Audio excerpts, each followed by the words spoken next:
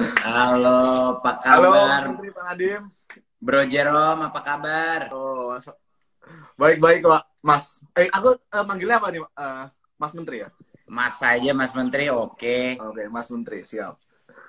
Mantap. Ah, udah, ini suatu kehormatan ini bisa ketemu legenda Waduh, Bro Jerome. kebalik. Waktu pertama kali saya buka Instagram langsung semuanya komen-komennya ngobrol dong sama Jerome, ngobrol dong sama Jerome. Langsung saya harus cek, saya Google dulu nih Jerome siapa ini. Wah, ternyata luar biasa. Aduh. You're a legend, man. Enggak. Aduh. Langsung panas saya, Pak. Tenang bro, tenang. Gimana, apa kabar di Jepang? Baik, Kak. Mas, baik, Mas, ya. Tokyo ya. Di Tokyo, Mas, ya. Saya baru dengar itu sebenarnya Waseda University itu sebenarnya punya moto atau apa ya, motonya gitu. Bahwa motonya itu kebebasan belajar atau independence of learning gitu. Jadi sebenarnya motonya itu merdeka belajar. Yaitu Sesuai dengan ini ya, moto betul. Mas Nadiem, Mas Menteri ya. Kebetulan banget gitu.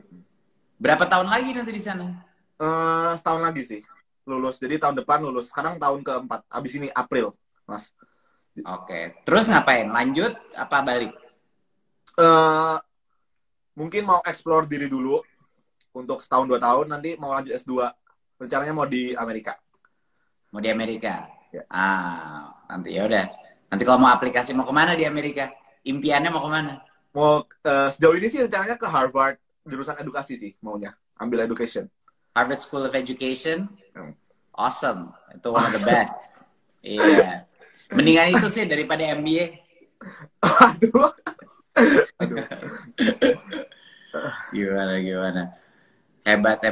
Jadi di tapi ini ngambil jurusannya applied math, Jerome. Ya, sekarang lagi apply mathematics. Itu bukannya super sulit? Ya, super sulit, Mas. Saya sendiri juga udah mulai mau pecah otak. Ya. Oke, cool. Selamat, bro. Jadi gimana? Kita mau ngomong apa nih hari ini? Oh ya, kita ngobrol-ngobrol santai aja ya. Meskipun saya nggak bisa santai, oke. Kayaknya saya yang lebih santai nih kayaknya. Iya. Oke. Ini langsung kita mulai atau gimana nih? Silakan. Oke. Saya sudah ngumpulin beberapa pertanyaan ya, Mas. Jadi kan, Mas tadi kan di story juga ngomong, katanya mau jadi Mendikbud di masa depan gitu kan. Nah, itu bener sih. Jadi saya dulu waktu SD, Mas, kayak baca koran gitu, nggak sengaja baca koran, terus dibilang kalau misalnya pendidikan Indonesia masih butuh perbaikan.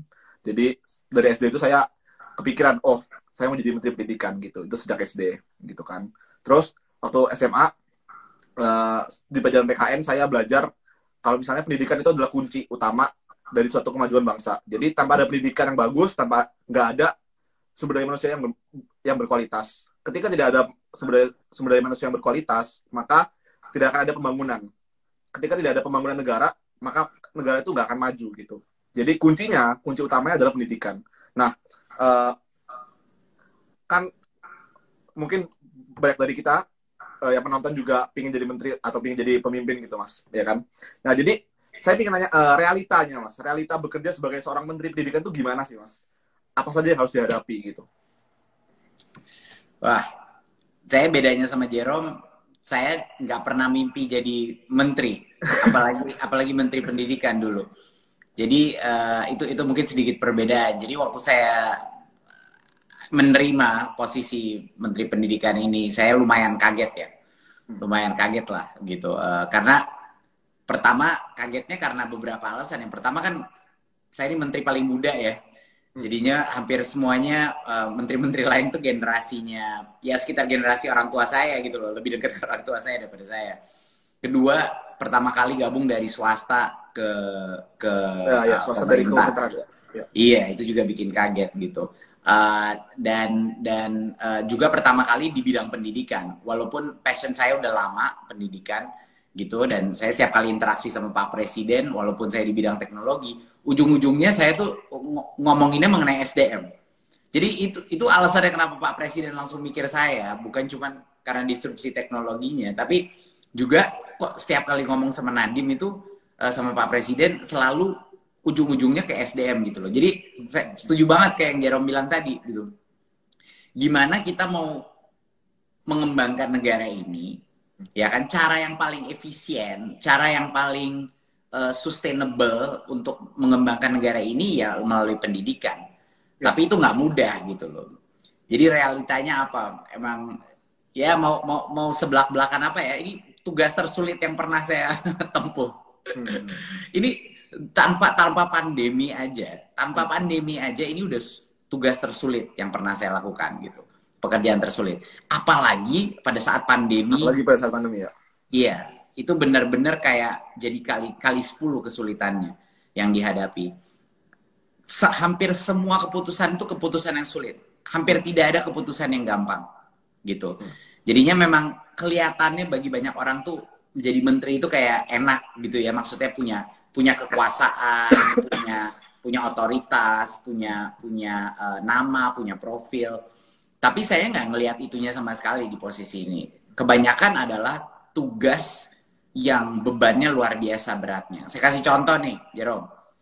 Pas pandemi lewat, gimana coba kita mengimbangkan nilainya nyawa orang dengan nilainya satu generasi kehilangan pendidikan berkualitas karena kesulitan. Itu gimana itu mengimbangkan itu? Itu kan keputusan yang luar biasa sulitnya. Waktu kita akhirnya mencoba merubah dari UN, kita ganti, padahal udah 20 tahun nih perdebatan UN mau dihilangkan, lalu diganti dengan sesuatu yang lebih mirip PISA, biar kita nyambung dong sama standar global. Itu pun keputusan yang luar biasa sulitnya. Dan nggak ada keputusan yang mudah gitu.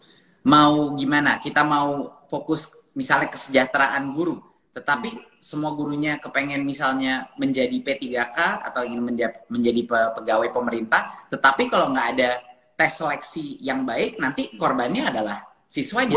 Muridnya. Jadi nggak sama sekali tidak ada keputusan yang mudah, yang gampang di dalam tugas saya. Tapi misinya itu jelas, itu yang saya suka jadi menteri. Misinya jelas. Saya nggak ada misalnya ada, kalau di perusahaan kan ada kita mengerjakan misi sosial kita, tapi juga harus ada beban profitability ya, harus untung, gitu kan, kita bertanggung jawab sama shareholder. Kalau ini yang disebut untung itu adalah kualitas SDM kita. Berarti saya enak gitu, lega. Misinya cuma itu doang. Saya bukan di sini untuk kontes popularitas, saya bukan di sini untuk menempuh karir di dalam pemerintahan. Enggak, tugas saya cuma satu, biar anak-anak kita punya kesempatan yang terbaik untuk meraih mimpi-mimpinya. Kayak kamu, Jerome. Gitu, oke. Jadi kesuksesan saya tuh kalau lebih banyak mencetak Jerome ya, saya sukses gitu loh. Kira-kira gitu lah. Ini saya ingin coba bacain satu pertanyaan dari netizen. Apa ya? Yang bagus. Oh ini, mungkin banyak netizen nanya nih Pak, kapan sih masuk sekolah gitu? Mungkin sudah banyak yang nggak sabar masuk sekolah ya. Wah, ini saya bingung juga kenapa saya terus yang ditanya ini. Dari bulan Januari, Jerome, dari bulan Januari semua sekolah sudah boleh tatap muka. Oh. Nah ini banyak netizen masih nggak ngerti kenapa. Padahal dari bulan Januari kita sudah mendelegasikan keputusan itu kepada masing-masing Pemda. Jadi masing-masing Pemda itu udah bisa melakukan tatap muka terbatas gitu. Dari bulan Januari, bahkan sebelumnya yang di zona kuning dan hijau pun sudah. Jadi mohon net membuka, tolong tanya Pemdanya masing-masing, bupati dan gubernurnya masing-masing, kenapa belum buka? Padahal sudah dibuka oleh pemerintah dari bulan Januari. Tetapi kedepannya lagi kita sedang mendorong nih vaksinasi. Guru, alhamdulillah guru sudah menjadi prioritas vaksinasi seperti lansia. Ya kan, lansia lalu guru dari pejabat publik gitu. Jadi ini guru harapannya Pak Presiden kemarin sudah mendukung ini 5,5 juta guru, harapannya bulan Juni dan Juli itu sudah selesai divaksinasi. Jadinya harapannya yang udah vaksinasi itu harus gitu loh melakukan tatap muka. Betul. Karena sekarang ini netizen selalu minta saya, tapi keputusan itu sudah ada di masing-masing Pemda. Mohon tanya bupati dan gubernur Anda masing-masing. Gitu. Kalau menyuarakan kapan mau buka sekolah. Ini harus juga masyarakat berbicara, berkomunikasi langsung sama pemerintah daerah. Tapi insya Allah dengan vaksinasi itu bisa kita akselerasi sekarang. Akan diwajibkan memberi opsi. Tapi tatap mukanya terbatas ya, Jerome. Pastinya, Tatap muka itu masih nggak boleh nongkrong-nongkrong di kantin, nggak ada ekskul, cuma 50% kapasitas. Jadi masih harus hybrid model aja. Gitu. Ya, sama aja sih. Maksudnya offline kan banyak orang mau offline karena serunya itu kan. Tapi kalau misalnya offline tetap dibatasi juga serunya itu masih belum dapat juga sih sebenarnya Pak. Kayaknya. Iya, tapi kan paling tidak bagi anak-anak yang sulit sekali melaksanakan PJJ, yang susah dapat internet lemot, nggak punya handset atau apa, dia bisa mulai duluan gitu loh. Kan kasihan mereka yang nggak bisa berpartisipasi di PJJ. Banyak daerah-daerah kita sulit banget. Jadi saya udah ngedorong untuk semua daerah untuk mereka yang nggak bisa lakuin PJJ, ayo masuk sekolah duluan. Nggak apa-apa, 1-2 hari seminggu, 3 hari seminggu masih kecil-kecil kelasnya, mau kelasnya di luar, silakan. Tapi ayo balikin anak ke sekolah, gitu loh. Tapi dengan adanya vaksinasi sekarang, alhamdulillah bisa terakselerasi. Tapi mohon ya, biar netizen jangan terus nanya saya gitu, kapan sekolah buka. Ya, tolong itu sudah dari Pemda sudah dari bulan Januari sekolah sudah mulai buka tatap muka. Jadi silakan nanya ke pemerintah atau ke kepala sekolah masing-masing. Wah, berarti kalau dilihat tadi tanggung jawab dan beban dari menteri itu besar banget ya. Tapi kalau boleh tahu apa sih yang memotivasi Mas Menteri untuk terus melakukan pekerjaan yang sekarang ini gitu? Apa yang menjadi alasan utama gitu, motivasi terbesar? Kayaknya salah satu motivasi terbesar saya itu anak-anak saya. Bahwa mereka tuh mau jadi besar di negara Indonesia kayak apa. Gitu loh. Wow. Jadi kalau saya mikirin anak-anak saya masih bayi. Ada 3 anak perempuan, masih bayi semua. Satu-satunya menteri yang punya 3 bayi saya di rumah. Jadi ribet juga di rumah. Sekalian jadi guru PAUD saya. Saya menginginkan di masa depan Indonesia itu punya generasi baru gitu, punya generasi baru yang memikirkan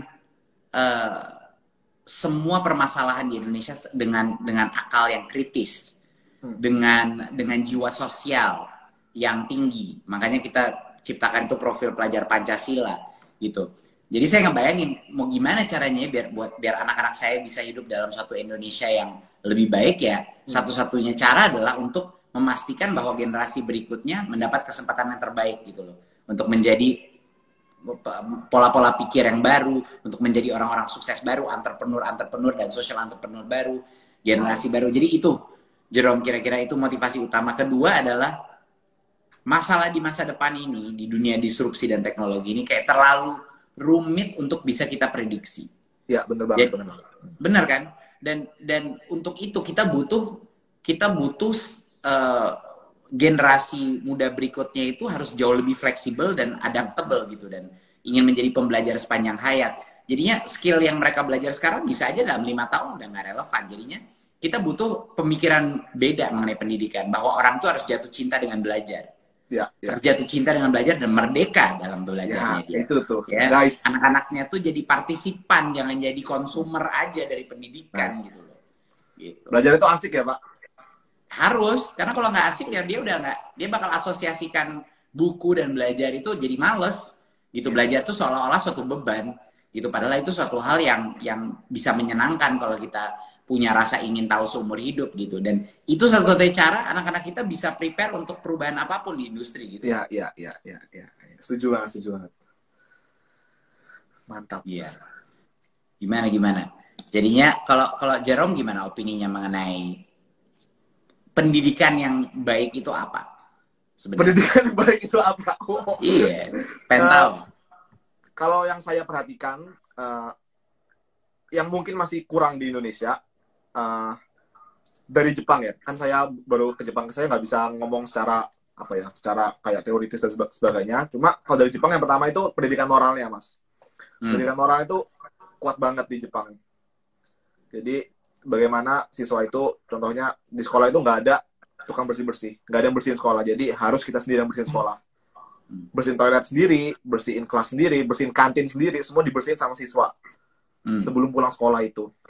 Itu yang pertama. Jadi di situ melatih tanggung jawab dan melatih kerjasama antar teman gitu. Terus yang kedua adalah yang saya lihat ya Mas, dari Jepang ini critical thinking-nya itu gila Mas. Critical thinking-nya mungkin di Indonesia terbiasa untuk ngerjain soal tanpa teorinya yang dalam gitu. Kenapa seperti itu gitu? Sedangkan teman-teman saya di Jepang itu mereka terbiasa untuk ngerjain essay gitu. Kayak bikin kenapa. Jadi saya sendiri kaget gitu ketika kuliah di sini dan melihat mereka itu betapa mudahnya mereka mengeluarkan pertanyaan atau pernyataan yang ya kayak opini gitu loh. Yang itu benar-benar didukung oleh fakta-fakta tertentu dan benar-benar wah keren banget gitu. Dimana aku waktu di sekolah dulu ya terbiasanya untuk ngerjain soal, bukan untuk critical thinking itu sih. Mungkin itu yang itu bener banget, dan salah satu hal yang kita mau coba lakuin di program Kampus Merdeka itu kan kita kasih IKU tuh, universitas IKU baru kayak KPI, kita kasih KPI baru. Salah satu targetnya adalah berapa jumlah mata kuliah di universitas Anda yang berbasis project based learning dan case method. Artinya case method. Jadinya artinya basis daripada penilaian itu harus partisipasi. Contoh partisipasi seperti komen-komen dan diskusi di dalam kelas. Atau hasil karya nyata satu project yang memaksa murid-murid mahasiswa-mahasiswa untuk kerja kelompok dan menciptakan suatu body of work. Misalnya esai, project research sama-sama, atau suatu karya inovasi sama-sama, atau mungkin atau kalau case method itu debat dan berdiskusi dalam kelas, dan itu yang dievaluasi kayak di sekolah saya dulu di Harvard Business School gitu kan. Kerjaannya angka saya tuh semuanya bukan tes, bukan ujian. Angkanya itu adalah kualitas daripada komen-komen dan partisipasi di dalam kelas gitu. Jadinya itu benar-benar mendorong anak-anak untuk berpikir kritis, pede beropini, dan juga bekerja sama dan berkolaborasi dan berinteraksi dengan rekan-rekannya dia gitu loh. Jadi itu yang sebenarnya saya setuju banget sama apa yang Jerome bilang tadi, dan itu adalah esensi dari Kampus Merdeka adalah itu sebenarnya gitu. Jadi harapannya nanti kampus-kampus kita bisa lebih mendekati, bukan cuma mendekati, harapannya malah bisa lebih lewat lagi dari kampus-kampus di luar negeri.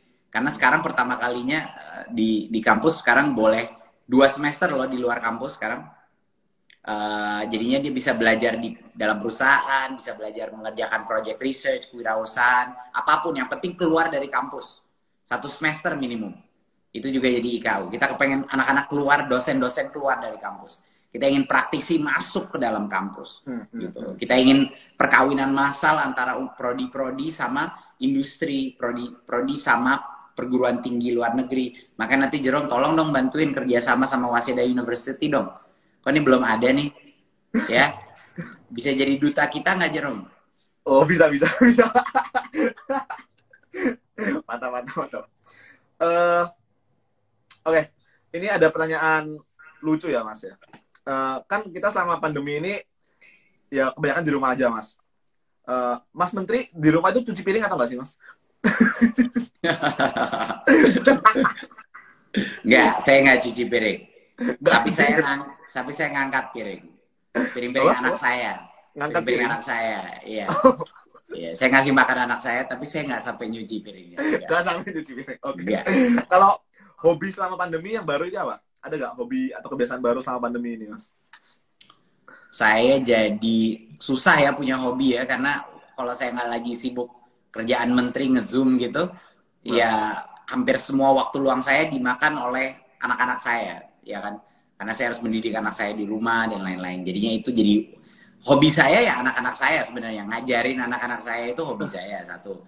Tapi kedua juga kayaknya hobi baca saya jadi akselerasi sangat tinggi gitu. Jadi saya karena ngurangin Netflix-nya dikit, ngurangin nonton filmnya dikit gitu, malah dampaknya kepada saya belajar ya, karena sebagai orang yang udah profesional, udah seumur saya kerja, nggak semua yang kita pelajari itu bisa dari kerjaan. Jadi saya butuh informasi baru, jadi saya baca buku gitu loh. Jadi saya belajar dari Bill Gates tuh sama Tim Ferriss. Gimana caranya speed reading, gimana caranya disiplin baca.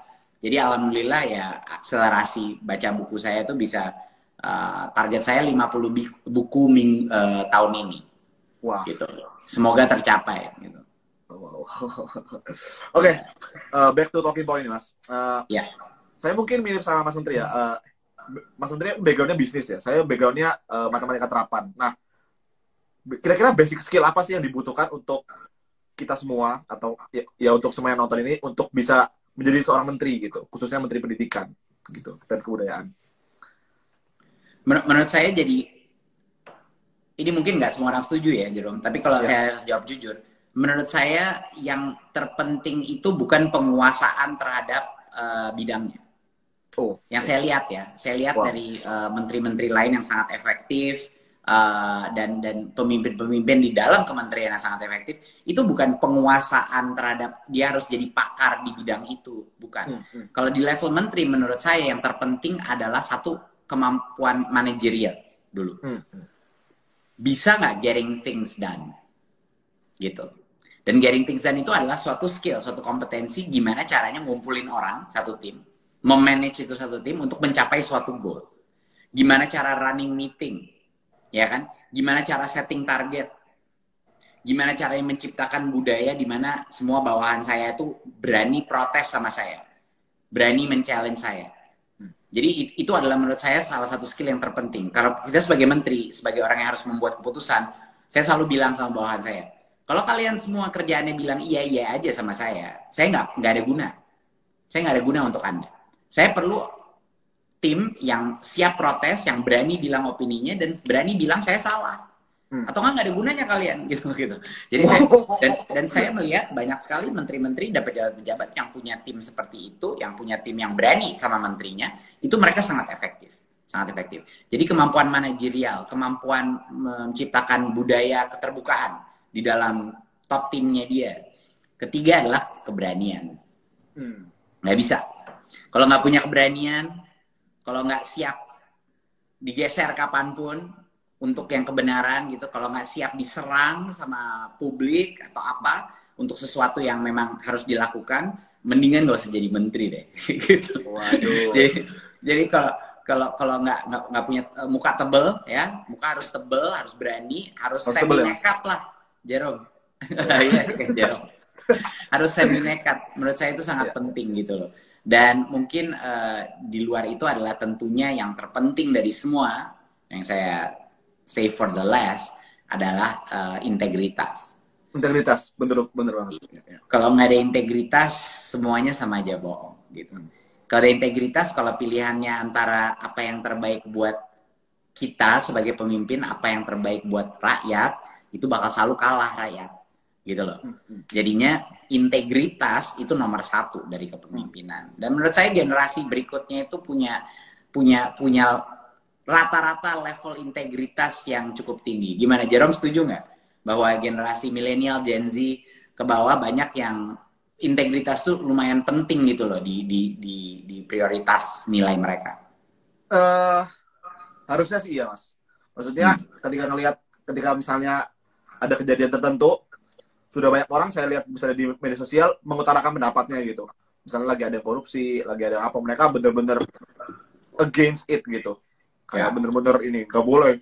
Nah, saya berharapnya nanti orang-orang yang sekarang stand up against korupsi dan sebagainya itu ketika mereka turun ke dalam pemerintahan juga akan sama gitu dengan yang apa yang mereka pikirkan sekarang gitu. Gitu sih. Harapannya gitu. Harapannya sih itu, Mas.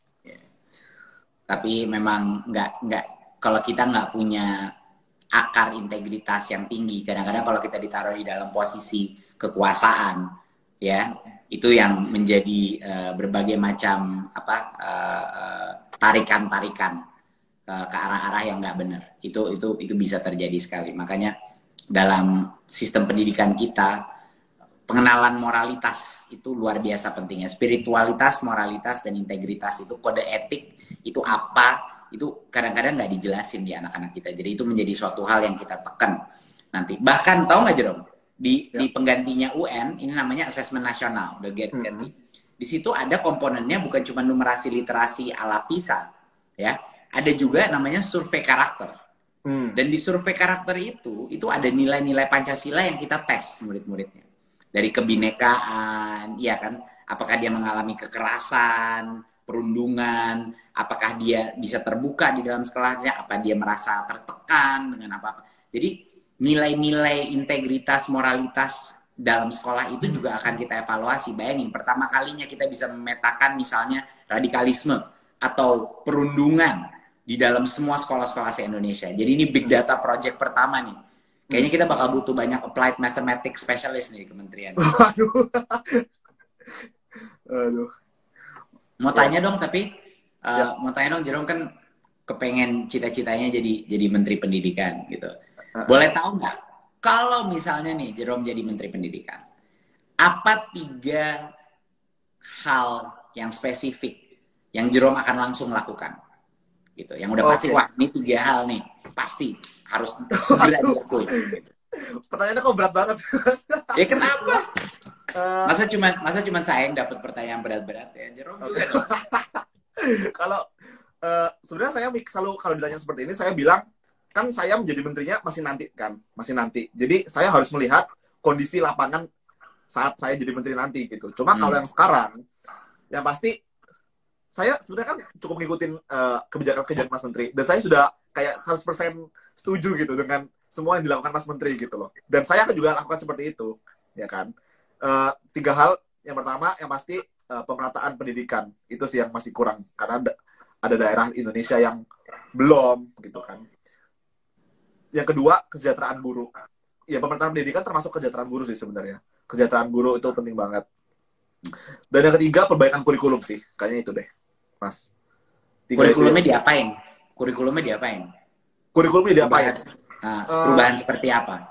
Perubahan seperti apa? Yang seperti saya bilang tadi, yang pertama, pendidikan moralnya saya akan kuatkan. Pendidikan moral, sejak kecil, sejak dini, pendidikan moral.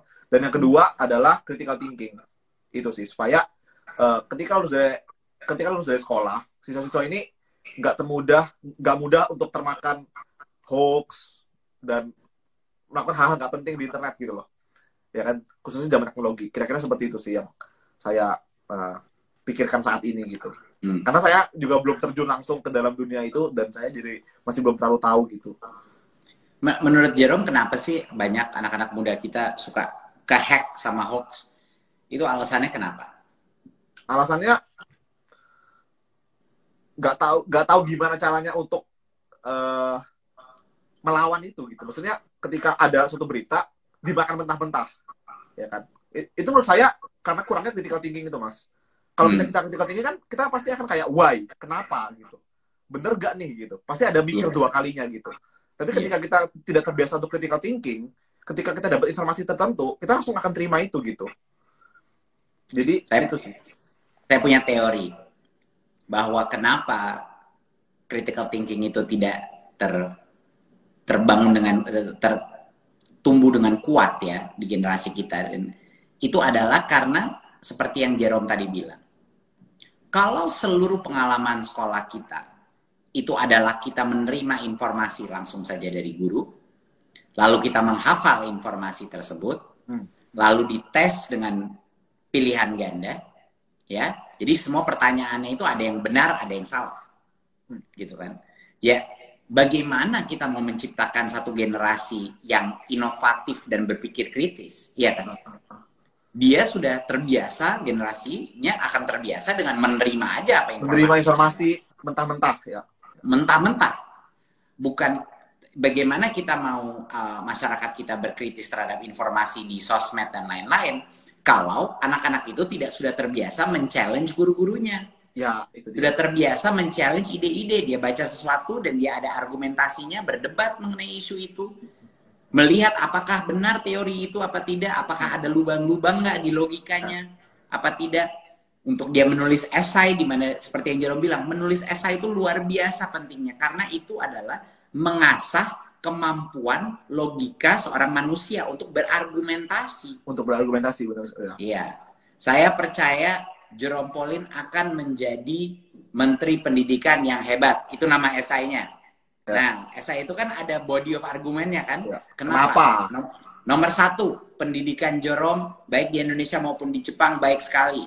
Kedua, Jerome sudah sebagai influencer telah menginspirasi banyak orang sehingga jiwa kepemimpinannya tinggi, gitu kan. Ketiga, Jerome selalu membaca mengenai bidang pendidikan, nah, gitu. Itu 3 argumen untuk mendukung supporting argumen Jerome harusnya bisa menjadi potensi Menteri Pendidikan yang hebat, gitu loh. Dan itu kan melatih anak-anak kita untuk berpikir secara logis dan berargumentasi bagaimana. Jadi saya senang banget tadi Jerome bilang esai. Tapi classroom, Jerome, nggak bisa satu arah. Bener banget. Classroom itu harus berisik, harus berpartisipasi anak-anak. Mereka harus jadi co-participator dan bahkan co-creator daripada pendidikan mereka. Karena seumur hidup mereka harus akan ditantang dengan kompetensi itu, gitu loh. Ya, bener banget. Iya. Ya. Ini kayak saya baca komen, takut berargumentasi karena takut dimarahin. Itu sih mungkin kelemahan dari kita ya. Kayak kita ngelawan guru dikit dibilang gak sopan, ngelawan ya kasih argumentasi dikit dibilang ya dimarahin guru, jadi akhirnya siswa-siswanya jadi takut gitu. Tuh. Nah, itu apakah challenge. Apakah Pak Menteri sedang juga, maksudnya apakah Pak Menteri juga apa ya ngomongnya, sedang berusaha untuk menerapkan critical thinking itu di kurikulum? Yang terpenting ya udah jelas di kurikulum. Ya, udah jelas di kurikulum. Tapi kurikulum itu bukan yang terpenting. Ya. Yang terpenting adalah pola pikir guru-guru dan kepala sekolah kita. Itu dulu. Kita mengeluarkan nih program namanya guru penggerak. Namanya. Ya. Guru penggerak ini alumninya itu bakal jadi kepala sekolah masa depan kita, pengawas, sama guru-gurunya guru nanti, pelatih-pelatih di LPTK kita, di program-program PPG kita, ya. Itu semuanya bakal jadi lulusan dari guru penggerak ini. Nah, guru penggerak ini adalah influencer guru. Ya, bagi bahasanya yang biar mudah aja. Dia influencer dan pendidik guru lainnya. Jadi dia adalah penggerak yang menggerakkan orang-orang dewasa lainnya. Gitu. Ini yang terpenting. Program revolusi pendidikan ini bermulai dan berakhir dengan guru. Jadinya, bagaimana kita bisa menciptakan anak-anak yang inovatif dan kreatif kalau guru-gurunya tidak diperbolehkan bereksperimentasi. Bagaimana kalau kita mau generasi yang berani mengambil resiko, entrepreneurial, kalau guru-guru sama kepala sekolahnya nggak berani bertindak kecuali dikasih tahu dulu sama pusat atau sama Pemdanya. Ya kan? Jadi guru-guru penggerak ini adalah agen-agen perubahan. Mereka adalah kopasusnya yang akan mendorong dan menarik dan saling bahu-membahu menarik guru-guru lain untuk berpikir paradigma student oriented education. Apa yang terbaik buat murid? Itu yang menjadi paradigma saya. Bukan peraturan mana atau suruhan dari pusat atau apa, bukan. Awalnya dari menjadi guru adalah apa yang terbaik untuk murid. Itu saya waktu itu di Sorong, Jerome. Itu guru penggeraknya bilang, baru 15 orang gabung guru penggerak. Mereka pada komplain sama saya, bilang, ini kenapa cuma 15 orang Pak? Teman saya udah ada 100 yang mau gabung. Saya bilang, nanti sabar, ini harus pelan-pelan. Seleksinya tuh harus benar-benar selektif gitu. Dan saya tanya, kenapa kamu seneng banget dengan program teman-teman? Karena kita belum pernah mendapatkan program seperti ini. Saya bilang, ayo coba jelasin, apa maksud Anda? Saya aja sebagai menteri skeptis sama program saya sendiri. Itu tugas saya harus kritis sama program saya. Karena semua program saya harus challenge juga. Ini benar-benar nggak nyasar. Waktu saya challenge, itu guru-guru di Sorong, mereka bilang, Mas Menteri, saya belum pernah sadar betapa salahnya pola pikir saya mengenai pendidikan. Sebelum saya finally diajarin mengenai metode dan filsafat Ki Hajar Dewantoro. Yang berorientasi kepada kemerdekaan berpikir anak dan kemerdekaan guru untuk mengambil yang terbaik. Mengambil langkah yang terbaik untuk anak-anak. Jadinya Mas Menteri, saya itu berubah total pemikirannya. Dan ini kayak bukan pola pemikiran, bukan pernah pelatihan kayak BIMTEK yang pernah saya alami sebelumnya. Ini benar-benar merubah wawasan saya. Itu yang saya hampir nangis dengarnya, Jerome. Bahwa pertama kali kita ada program yang benar-benar menyentuh bukan hanya otak tapi hatinya guru-guru kita. Dan itu yang terpenting.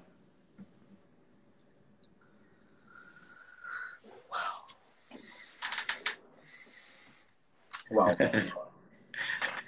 Pas dulu. Gimana? Kita mau bacain komen atau oke. Satu lagi Pak, sekarang kan lagi daring ya, daring dan kita pastinya pakai teknologi kan, dan zaman sekarang juga kita sangat erat hubungan dengan teknologi. Kira-kira seberapa pentingkah sekarang teknologi untuk diterapkan dalam pendidikan, Pak? Untuk diterapkan dalam pendidikan sangat penting. Tapi pandemi ini menunjukkan bukan hanya pentingnya teknologi, tetapi juga batasnya teknologi. Ya, kita sekarang udah, dulu itu banyak orang sebelum pandemi, semua orang bilang, oh iya, dengan adanya AI revolusi, dengan adanya teknologi, kita nggak akan butuh lagi guru dan sekolah gitu. Itu ada beberapa teori-teori seperti itu. Itu sama sekali salah. Jadinya kita dengan pandemi sekarang tidak ada orang di dunia percaya bahwa sekolah di rumah itu adalah yang terbaik untuk anak-anak. Enggak. Sekolah tatap muka, sekolah berinteraksi face to face, ya, tatap muka dengan guru, dengan teman-teman lain, itu luar biasa penting. Jadi itu pertama dulu. Itu batasnya teknologi. Dan Jerome, saya orang teknologi ya. Jadi buat saya untuk bisa bilang itu harusnya kredibilitasnya sedikit di atasnya orang non teknologi gitu. Iya. Kalau saya bawaannya kepengen teknologi buat bisa nyelesain semua masalah, tapi enggak. Saya harus jujur, di pendidikan nggak mungkin nggak ada yang mereplace face to face interaksi dengan guru. Itu pertama. Menurut saya, pandemi ini ada luar biasa, ada kesempatan emas bahwa belum pernah kita melihat jumlah orang tua dan jumlah guru yang menggunakan dan tersendat-sendat pun menggunakan teknologi-teknologi baru yang akan mendukung pada saat mereka kembali tatap muka pun, gitu loh. Jadinya semua aplikasi-aplikasi seperti Google Classroom dan berbagai macam aplikasi yang ada, itu bakal relevan pada saat mereka kembali tatap muka juga, karena itu adalah class management platform dan lain-lain yang mereka gunakan pertama kalinya. Ini luar biasa kesempatannya. Tapi kalau harus tanya saya, potensi yang terbesar untuk teknologi di pendidikan itu adalah untuk membuat guru-guru itu seperti Superman gitu. Iya, jadi kayak mutant di X-Men gitu loh, yang punya special powers, punya super power gitu. Jadi teknologi itu bisa membuat guru bisa misalnya melakukan diagnostik terhadap semua kelasnya dia untuk tahu anak ini semuanya berbeda di level kemampuan yang berbeda-beda. Di subjek yang berbeda pun beda-beda lagi objeknya. Jadinya teknologi itu membuka kesempatan untuk guru menjadikan personalisasi dan segmentasi daripada pendidikan dia. Dia bisa satu grup ngerjain ini, satu grup beda lagi. PR-nya beda-beda. Anak-anak tergantung kemampuan dan kompetensinya masing-masing, ya kan?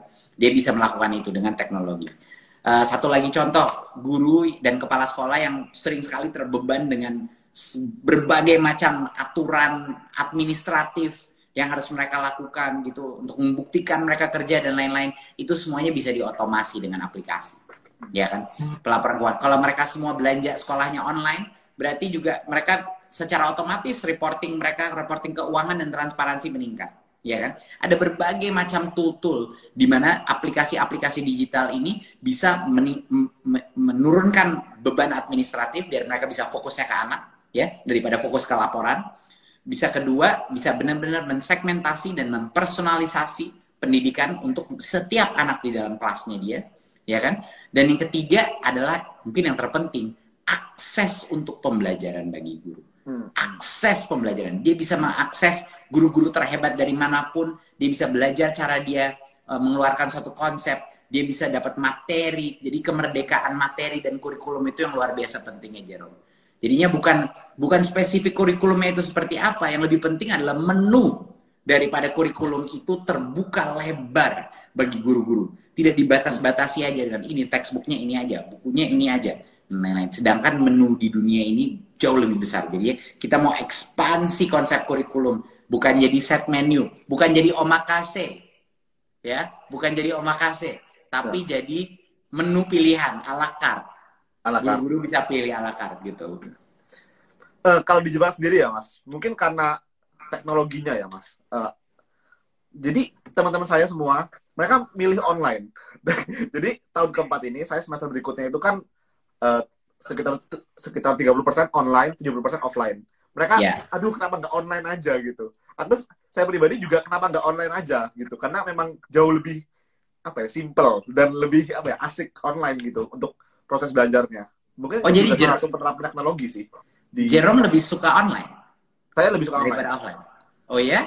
Ya. Kenapa? Kenapa? Jelasin. Karena nih pasti banyak netizen yang nggak setuju nih sama Jerome. Karena mereka kangen banget balik sekolah. Tapi gue pengen tahu, kenapa Jerome lebih suka online? Karena ketika offline,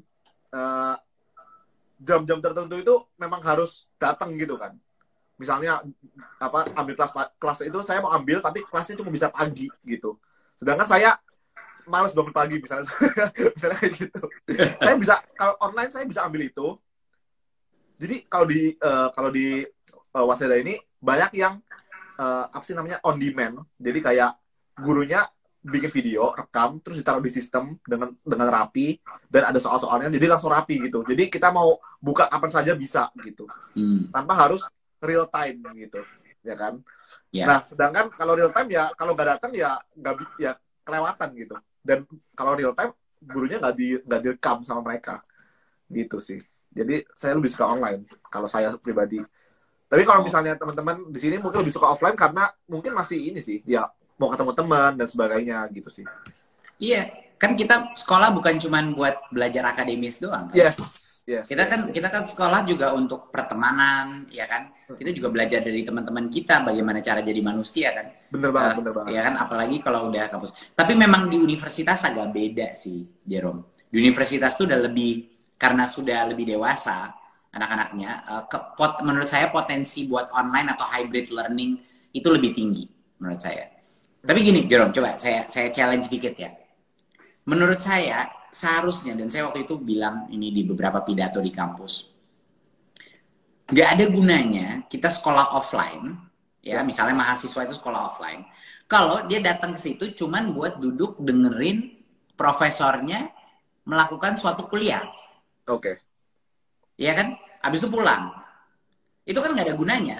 Kuliah itu bisa direkam, ya kan? Ditaruh di video format, ya. Lalu dikonsumsi kapanpun, ya kan? Itu kan Pak poinnya Jerome gitu. Tetapi apa yang lebih sulit dilakukan online? Apa yang lebih sulit dilakukan yang nggak bisa diganti offline-nya? Menurut saya perannya offline dan kenapa anak-anak itu harus, mahasiswa itu masih harus ke kampus adalah untuk mengerjakan group projects-nya mereka, gitu loh. Sementara gurunya mendatangi mereka dan berdiskusi dengan mereka. Jadi untuk diskusi dan di mana perlu kolaborasi, misalnya kalau bidangnya engineering misalnya atau apa, itu memang butuh interaksi fisik gitu. Dan yang kedua adalah untuk diskusi-diskusi. Mungkin diskusi pun bisa di Zoom ya. Tapi tetap aja kalau misalnya kita mau berdebat dengan orang face to face itu agak beda ya kualitasnya. Jadi itu yang saya bilang tuh, kampus-kampus tuh jangan datang buat kuliah, itu kuliah direkam aja semua. Habis itu balik, pas masuk ke kelas, waktunya debat, waktunya ngerjain project sama-sama, difasilitasi dan dibantu oleh dosennya. Nah, gitu. Itu menurut saya itu yang namanya semacam flip classroom loh, terminologinya gitu. Saya setuju banget Mas. Karena saya juga mikir sekolah, makanya ketika sekolah untuk belajar doang, ketika untuk dapetin ilmu doang, ya online jauh lebih enak gitu. Nah, kenapa saya milih online? Karena di Jepang ini, jujur itu cuma satu arah. Jadi gurunya jarang kasih project, Mas. Bener-bener cuma ngajarin. Jadi guru masuk, ngajar satu arah, keluar. Di kelas itu nggak ada interaksi sama sekali, Mas. Di Jepang ini. Dan saya kan kaget. Kenapa teman-teman saya bisa fokus gitu? Dengerin guru ngomong 2 jam. Ya mereka nyatet terus gitu. Katanya mereka, sejak SD kayak gitu, sejak SMP atau SMA gitu, kayak gitu kelasnya. Jadi guru masuk, ngajarin, satu arah, keluar. Udah gitu. Jadi mereka jarang yang namanya presentasi. Gak ada, Mas, di Jepang, Mas. Teman-teman saya baru punya laptop, itu waktu masuk kuliah. Itu, saya juga kagetnya di situ gitu. Kayak mereka kaget ketika saya bilang di Indonesia itu ada presentasi. Waktu SMP, SMA. Kita dari SMP udah pegang laptop, ya sudah bikin presentasi, terus presentasi di depan kelas. Mereka nggak ada seperti itu. Sama sekali nggak ada. Jadi benar-benar satu arah doang gitu. Nah, saya pun di kampus, karena saya merasa cuma seperti itu doang di kampus saya. Jadi saya merasa online lebih bagus. Tapi kalau misalnya di Indonesia kan teman-teman saya lebih milih offline karena bisa organisasi dan sebagainya. Nah, itu yang saya nggak rasakan di Jepang ini. Gitu. Saya di Jepang ini benar-benar Makanya saya bikin YouTube, salah satunya adalah untuk mencari kegiatan di luar kampus. Gitu, Mas.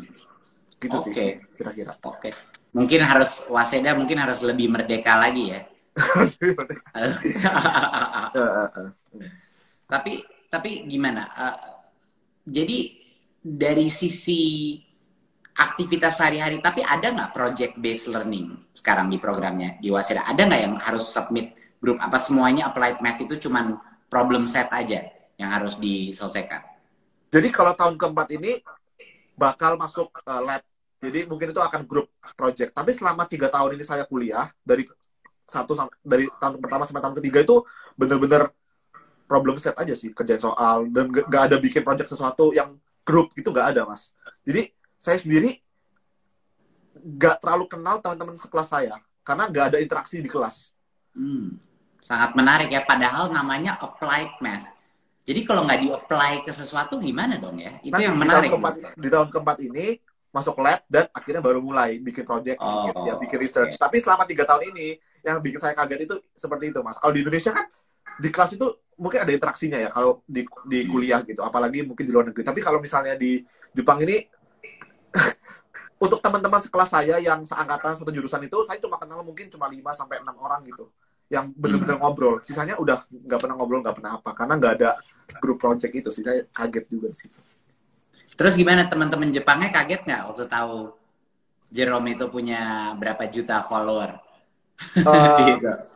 Awal-awalnya yang baru tahu kaget, Mas. Cuma sudah berapa tahu gitu. Gitu. Mereka juga ikut-ikut. Mereka juga saya lihat ikut-ikut dalam video-video YouTube-nya juga ya, berapa ya? Iya, itu teman-teman saya, Mas. Mau tahu dong, Jerome, seberapa penting sih punya pertemanan dari berbagai macam negara pada saat kuliah? Oke. Jadi kalau saya jawab itu, kenapa keuntungan kalau di luar negeri dan punya koneksi di luar negara, untuk saat ini, untuk ketika kita masih kuliah atau masih sekolah, adalah simpelnya itu kalau kita mau ke negara mereka, kita punya kenalan. Gitu aja sih. Itu simpelnya untuk liburan gitu. Ya kan? Terus kalau saya pribadi, saya kan tertarik sama dunia pendidikan. Jadi saya sering nanya-nanya sistem pendidikan di negara mereka seperti apa gitu. Kayak yang di Jepang seperti apa, di Thailand seperti apa, di Filipina seperti apa gitu. Jadi saya bisa dapat banyak informasi. Ya pertukaran budaya itu sih, Mas. Dan satu lagi, kelak gitu. Nanti di masa depan ketika kita semua sudah mulai punya kerjaan sendiri, mungkin ada yang punya bisnis sendiri dan sebagainya, ya kita bisa saling kerjasama gitu. Ya. Saya selalu suka negur anak-anak Indonesia yang pergi ke luar negeri buat sekolah. Karena saya sering kali negur karena mereka tuh hanya berteman sama anak Indonesia doang di luar negeri.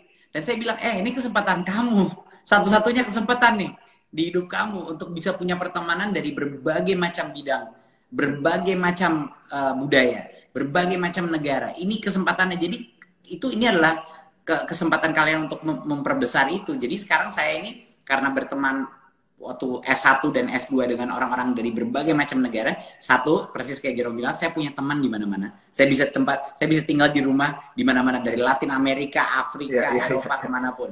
Itu adalah satu benefit yang luar biasa. Kedua, perspektif dari orang dengan sejarah berbeda, dengan budaya berbeda. Dan itu benar-benar meningkatkan kemampuan kita menjadi global citizen gitu loh. Global citizen. Dan itu luar biasa pentingnya menurut saya. Karena nanti kompetisi kita juga udah global, ya kan? Kompetisi kita mau anak-anak yang bakal lulus sekarang bakal berkompet dengan anak-anak di tempat lain, ya kan? Mau software engineer di sini atau software engineer di sana sama aja gitu kompetisi. Jadi kita harus mulai punya pemikiran global mindset yang sangat penting, apalagi kedepannya pada saat kita menghadapi krisis terbesar generasi kita, Jerome, yaitu climate change, ya kan? Global warming dan climate change ini adalah isu terbesar generasi kita, gitu. Dan kalau kita nggak kroyok ini sebagai generasi muda untuk mencari solusinya, kita bisa menghadapi hal-hal yang membuat pandemi ini kelihatan kecil, gitu loh. Gitu. Jadi generasi muda nih, climate change harus benar-benar menjadi agenda nomor 1 kita. Itu penting banget. Mantap. Ya. Oke. Kira-kira gitu obrolannya. Masih ada lagi ya? Guys, ada mau nanya atau gimana? Jadi sebenarnya gini, aku sama Mas Menteri udah bersepakat mau main mini games. Mini games buat refreshing ya, buat refreshing. Jadi kan saya ini kan generasi tahun 90-an ya, Mas. 90-an akhir lah. Nah, Iya. Mas Menteri ini generasi 80-an ya? Iya, lahirnya 84. 80-an ya. Jadi aku udah siapin nih kayak istilah khas Gen Z. Jadi bahasa-bahasa zaman now gitu. Bahasa-bahasa zaman now. Dan Mas Menteri tadi sudah nyiapin kata-kata yang versi generasi milenial kan ya? Iya, ada. Oke. Ada, Oke, ada. kita mulai ya. Kita bakal... giliran atau gimana nih? Kita Oke, boleh giliran. giliran, boleh giliran. Oke. Boleh dari Mas Menteri dulu. Tes Nanti Jerome dulu gimana gitu? Oh, saya dulu. Oke. Iya, Jerome dulu.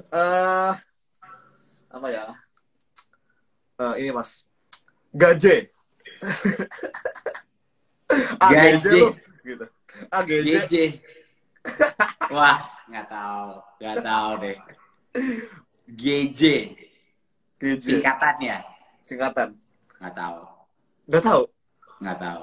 G. Jadi G-nya itu enggak, J-nya jelas, enggak jelas. Oh, jadi GJ lu, nggak jelas lu gitu.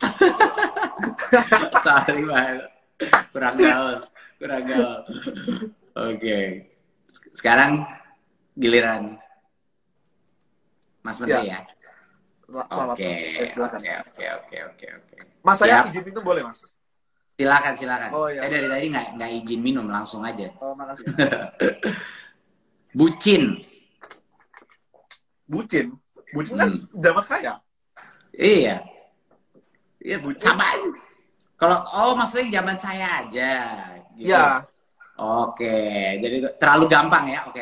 Terlalu gampang. Oke. Boil. Apa? Boil. Boil, mendidih. Bukan. Boil. Ya. Boil tuh mobil. Boil mobil. Iya, mobil. Coba dulu.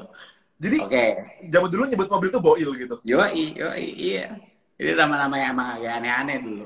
Boil. Sekarang. Oke, gantian. Oke, Mas Menteri. Bucin. Tadi tahu gak bucin artinya apa? Tahu. Kalau itu udah diupdate sama tim saya. Waktu saya pertama kali masuk, kalau nggak salah kan ada lagu kalau nggak salah yang sama gitu. Budak Cinta. Budak Cinta. Itu bukannya lagu artis dulu ya? Namanya siapa? Lagu tenar namanya Budak Cinta, lupa. Oke, sekarang giliran saya ya. Ya. Ini gampang sih, tapi oke ya. Doku. Wah, masa nggak tahu? Doku bahasa Jepangnya? Hah? Racun, serius? Mas. Doku, racun. Bukan. Doku apa ada? Dokumentasi, dokumen. Bukan. Dokumentasi. Duit. Doku itu duit. Hah? Iya, doku itu duit. Wah, teman-temanku pasti nggak ada tahu nih doku duit. Kan? Apalagi doku tuh. Tahu lah, doku itu duit, doku cash. Oke. Mas, ini ada komen, Mas. Yang menang dapat GoPay. Yang menang dapat GoPay. Oke. Oh, doku duit. Oke. Doku duit. Saya, Mas, apa ya? Ya. Mager. Aduh, mager. Itu gampang. Kegampangan itu sih, malas gerak. Oh, ya. Update juga ya, Mas. Tahu kenapa gampang? Waktu saya di Gojek, itu kan GoFood itu udah jadi standarnya itu, mager. Iya kan, mager jadi GoFood aja. Itu. Oke, terakhir ya. Terakhir dari saya. Oke. Bokin. Bocah kinclong. Oh, botak kinclong. Mungkin ya. Tapi artinya apa dulu? Mungkin nggak tahu apa artinya. Tapi artinya apa dulu? Bokin. Mungkin bener tuh. Botak kinclong sih. Tapi artinya apa? Artinya digunainnya buat apa? Lu bokin. Nggak tahu, Mas. Pacar. Bokin, pacar. Iya. Tapi harus gue cek tuh tadi yang bocah kinclong apa enggak, bener apa enggak. Tapi make sense sih kalau namanya. Tapi biasanya digunain sebagai pacar, nih pacar. Pacar, bokin gua gitu, bokin aku. Iya. Very good. Ya udah, kita masih ada generational gap sedikit lah. Tapi Iya, masih ada generasi. Mas Millennial Menteri, saya versus mau Gen satu Z. lagi, Mas. Saya mau tes satu lagi, Mas. Oke, siap. Tolong jawab dengan cepat ya, Mas. Ya, 1 tambah 1 dikali 0. 0. 1 tambah 1 kali 0. Harusnya 1 ya. Aduh. 1 ya. Jadi 1 sama 0-nya duluan. Ya. Baru 1 tambah 0 jadi 1. Sorry. 1 kali 0 duluan tambah 1. Ya. Iya. Yang kali dulu. Ya. Ciki banget sih. Oke. Kayaknya udah selesai. Udah 1 jam juga. Terakhir, Mas, mungkin ada pesan-pesan buat yang para menonton, Mas? Enggak, terima kasih Jerome, makasih banget udah ngundang saya buat IG live. Loh, saya makasih, Mas. Saya makasih. Iya, no, it's awesome. Makasih dan jangan untuk Jerome jangan pernah berhenti mencapai cita-citanya untuk menjadi Menteri Pendidikan Kebudayaan. Kalau tiba-tiba ganti cita-citanya juga nggak apa-apa loh Jerome. Tapi kalau masih mau jadi Menteri Pendidikan dan Kebudayaan, kapanpun saya bisa kasih sharing pengalaman-pengalaman gimana. Jadi kalau perlu mentoring atau apa, saya siap di sini. Dan bagi teman-teman yang lain, terima kasih udah dengerin perbincangan kita. Dan ya udah, kita bakal keluar dari pandemi ini menjadi generasi yang lebih kuat. Jadinya tolong optimisme itu dijaga dan jangan pernah berhenti berjuang dan melakukan pergerakan tanpa disuruh pun. Itu, jangan pernah berhenti belajar, teman-teman. Itu yang paling penting. Cari dari manapun pembelajaran itu. Itu kuncinya kesuksesan sepanjang hidup adalah untuk menjadi pembelajar sepanjang hidup. Terima kasih. Satu lagi. Jadi kayak kan Mas pernah bilang kalau generasi pandemi ini kan generasi terkuat gitu ya. Iya. Nah, kira-kira 10 sampai 20 tahun ke depan itu akan jadi seperti apa generasi ini gitu, Mas? Menurut Mas Menteri? Menurut saya ini akan menjadi generasi yang udah tahan banting. Dan generasi yang udah mengerti bahwa kita nggak bisa mengambil remeh semua kebebasan dan kesenangan-kesenangan yang kita punyai di negara kita ini gitu loh. Dan dari apapun bisa menjadi suatu bencana yang menghilangkan semua itu. Jadinya kita lebih apresiatif, jadi generasi yang lebih bersyukur, jadi generasi yang lebih spiritual dan lebih dengan daya kemampuan integritas yang lebih tinggi gitu. Jiwa sosialnya tuh benar-benar terbentuk. Itu menurut saya generasi kita. Mantap, Pak. Oke, terima kasih banyak Pak Nadiem atas waktunya, Mas Menteri. Terima kasih banyak. Semangat bekerjanya lebih Indonesia lebih baik. Oke. Terima kasih. Terima kasih semuanya sudah nonton. Terima kasih.